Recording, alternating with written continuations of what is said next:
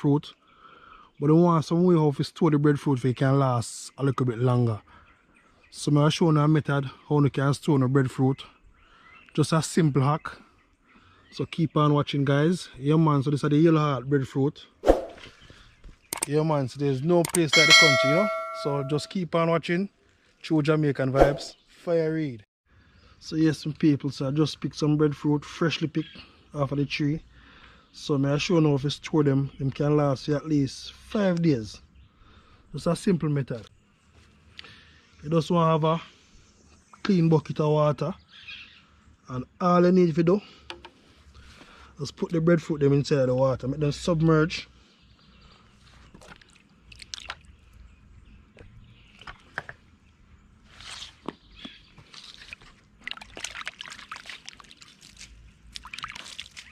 From once them go underneath the water, them can